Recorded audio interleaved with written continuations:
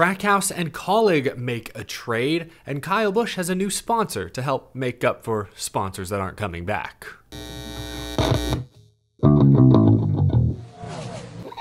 How's it going, y'all? My name is Eric. Welcome to Out of the Groove. We don't often see trades in NASCAR. That's not really how things work. It's not like baseball or basketball where trades between teams happen quite frequently. And in those other sports, when a trade is made, often there are two different agendas. One team is going for it. They think this is their year. They're just one piece away from winning the championship. So they may trade with another team who's looking to rebuild. They're not in win now mode at this moment. They're trying to set themselves up for a brighter future. So while trades in NASCAR are uncommon, the trade that occurred yesterday actually kind of fits this mold. Matt Swiderski is leaving Kaulig Racing to join Trackhouse and serve as the new crew chief for Daniel Suarez. Swiderski was the crew chief for the number 16 last season. He won at the Charlotte Roval with AJ Allmendinger. He's actually a two-time Cup winner, winning in 2021 at the Indy Road Course with Allmendinger on a part-time schedule. Many years of NASCAR experience. He's been with Penske, RCR in the past, and according to the press release yesterday, he was also an engineer for SpaceX.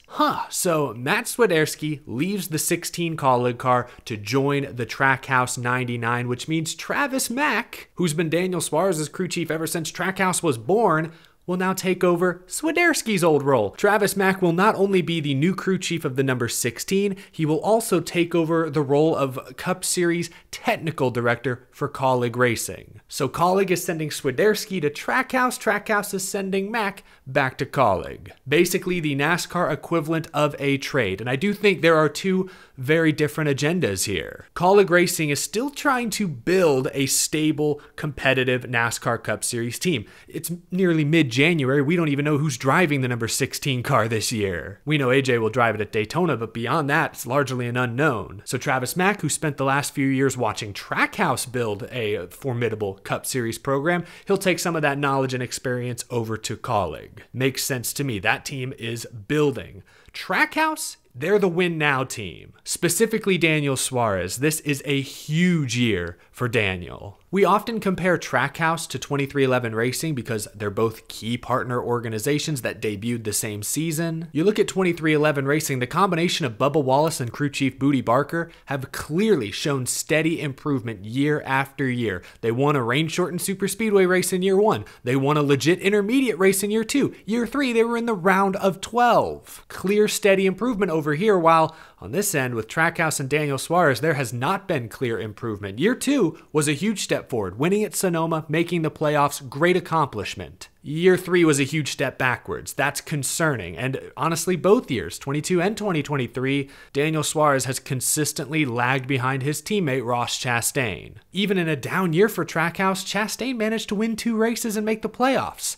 Where was Daniel Suarez? It's harsh, but I have to be honest. Daniel Suarez and Travis Mack did not show improvement last year. Daniel needs to take a huge step forward in 2024 because Trackhouse now has 2 other big names waiting in the wings, eyeing that 99 seat. Nobody knows exactly what Zane Smith is or exactly what Shane Van Gisbergen is, but I think we figured out what Daniel Suarez is, and that's the problem. I understand they may not have been perfect situations, but Daniel Suarez couldn't make the playoffs with Joe Gibbs Racing or Stuart Haas, while all of his teammates did. At times, he seemed to be an afterthought. I don't want that to happen to him at Trackhouse. This trade, honestly, bringing Matt Swiderski in, giving him an opportunity with a key partner organization, shows me they haven't lost confidence in Daniel Suarez, at least not yet. This move tells me that they truly want to see Daniel Suarez succeed. Maybe they find a third charter somewhere. Maybe they're able to find a room for all 4 of these guys going forward. All I know is that if Daniel Suarez has another down year, the decision gets a lot easier for Trackhouse. So I like this move. I hope Matt Swiderski to Trackhouse is a great pairing. We'll see what he can do. I'm looking forward to seeing that 99 team this year. There were many big stories yesterday, but one I've neglected to mention up to this point was the formation of a brand new Craftsman Truck Series team. Driver Spencer Boyd and longtime sponsor Freedom Warranty have formed Freedom Racing Enterprises. Spencer Boyd will drive the number 76 truck full-time this year, and they've already made some high-profile high-profile hirings, including Jeff Hammond to serve as the team's general manager. What's most interesting about this new team, though, is that they've bought up many of GMS Racing's old trucks. GMS, of course, shutting down after last season. Freedom Racing Enterprises has swooped in and bought up much of their inventory. So while these trucks may be a year or two old, fairly competitive equipment, at least when it's been in the right hands. I like Spencer Boyd. He's been on the show many times in the past. Good dude. I hope to see him do well. New team, sky's the limit. You never know which new teams are going to hit. I doubt we'll see the 76 truck in contention much this year, but years from now, things evolve. Anything's possible. They could become a legitimate force to be reckoned with. I think about Jordan Anderson, how he was kind of a backmarker truck team for a few years there. Now he's got an RCR connection and a halfway decent Xfinity Series team, a multi-car Xfinity Series team, and that all happened, came together, and developed over just a few short years. He was driving those trucks at first, got out of the seat for younger talent. I mean, you never know. New teams, again, sky's the limit. Kyle Busch has a new fitting sponsor. This sounds like a 2022 headline, but Richard Childress Racing has landed an official bourbon sponsor. Rebel Bourbon will be on Kyle Busch's number 8 Chevrolet for select races in 2024 and 2025. This is a 2-year deal. Good looking car right here, not trying to do too much. Nice big bold logo. Rebel really fits with the old Kyle Busch at least. Honestly, it might fit current Kyle Busch pretty well. He's already got 3 Chi, now he's got a bourbon sponsor.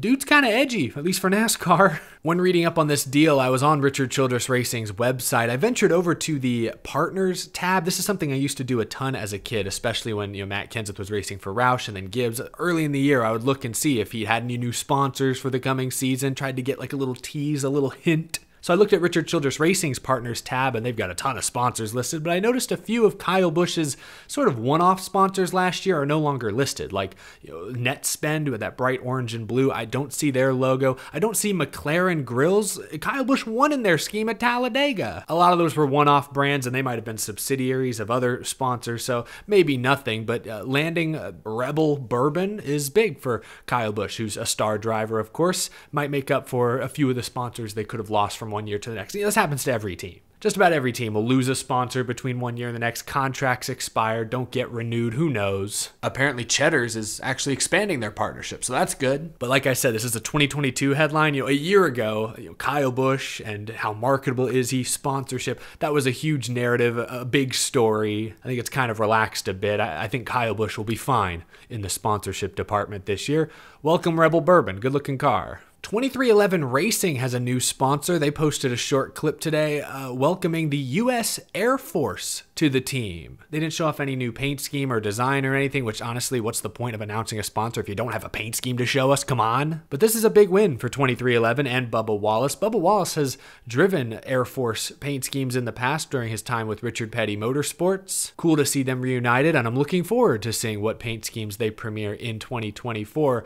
U.S. Air Force has been with now Legacy Motor Club for years. I wonder if this announcement means we won't see an Air Force 43 scheme this year, which kind of stinks. I'm not too worried about Legacy Motor Club, though. We already know that they've landed Advent Health, at least for 6 races on Eric Jones's car. They're going to do a few races with Jimmy Johnson in the 84. And at least according to reporter Kelly Crandall in this tweet, she believes that Legacy Motor Club will be just fine in terms of sponsorship this new year. And actually, speaking of, Kelly Crandall, writing for Racer.com, interviewed Legacy Motor Club VP of Racing Operations Joey Cohen recently. There's been a lot of talk recently about, the difference between Tier 1 key partner organizations versus Tier 2, Tier 3s. And this article, which I'll link down in the description below, really sheds light on the amount of investment required by the team to become a top-flight NASCAR organization. In this article, which again I encourage you to go read down below, Joey Cohen lists several changes Legacy Motor Club had to make for 2024. Here's a list. This year, Legacy Motor Club will hire and develop their own pit crew. They've created their own aero department. They've added a simulator. They've hired software engineering development leads to work with Toyota. And according to Joey Cohen in this article, Legacy Motor Club has gone from 70 employees roughly to now 115. Maury Gallagher, Jimmy Johnson have made huge investments in this team from 2023 to 2024 to hopefully hit the ground running. That's a lot. Like a lot of the big teams, like Hendrick has all those things. Joe Gibbs, I assume, has all those things. But a team like Legacy that we've always considered to be a smaller team, go back to when it was Richard Petty Motorsports, Petty GMS, a smaller team. This is a huge jump, but necessary if you want to play ball with manufacturers and be a key partner tier 1 organization. So I just found that very interesting. I'm sure it's all a bit overwhelming, honestly. In that article, Joey Cohen said, quote, "The biggest thing is we're going to have to be intentional about communication between all of our groups because nobody knows the whys. Nobody knows why the Toyota stuff is like this or why the engine group does that. We're still having calls with Toyota of, hey, we used to do stuff this way. Why do y'all do it like this? So we're walking through it, we're learning every day, and everything is new. It's fun. We've not had a boring off season." There's one other quote I want to read that I thought was very interesting. Cohen talked about that 2022 Southern 500 win with Eric Jones when they were still Petty GMS. He explained just how big a deal that race was to this team. Quote, "I think that instilled an amount of confidence in the whole shop that we can do this. Because there was a lot of people who never raced in Cup before in this shop. They never envisioned they could win a Cup race with the vehicles we build here. Everyone is just ready to explode with seeing the cars run up front and be in contention for wins. Everybody is kind of anxious right now more than anything." I've talked about Legacy Motor Club quite a bit recently. I have big expectations for this team. I think they should get a car in the playoffs. I mean, look at last year. The only Toyota that didn't make the round of 12 was driven by a rookie. Listening to these quotes from Joey Cohen, again, VP of Racing Operations at Legacy Motor Club, I expect some inconsistencies out the gate, but by April or at least May, I would expect them to string together some solid finishes. I have a ton of confidence in this team, but if there is any reason to be concerned, look around. Now Ford, Chevy, and Toyota have 3 key partner teams each. And with Ford and Chevy, historically, it's not uncommon for, 1 or 2 of those teams to sort of lag behind others. Like look at Chevy, for example. Hendrick Motorsports is obviously top dog. Trackhouse, we just discussed, took a small step backwards last year, but we're still good. And then Richard Childress Racing, Kyle Busch won 3 races, but Austin Dillon was out to lunch most of the year. So many incidents and DNFs. All key partner organizations, all very different results. You could say the same about Ford. I mean, look at Stewart Haas Racing. They didn't look like a key partner organization much of last year. Legacy Motor Club is the new kid on the block over at Toyota, so it's just something to consider, but I still have very high expectations for this team. I expect big things. Let me know what you think down in the comment section below. What kind of goals do you have for Legacy? Do they change at all now that you've heard, the VP of Racing Operations talk a little? Let me know what you think down in the comment section below. While you're down there, leave a like on this video if you enjoyed, subscribe if you're new to the show, and as always, a big thank you to my very generous Patreon supporters. I hope y'all are having a wonderful week. I will see you again soon. Take it easy, y'all.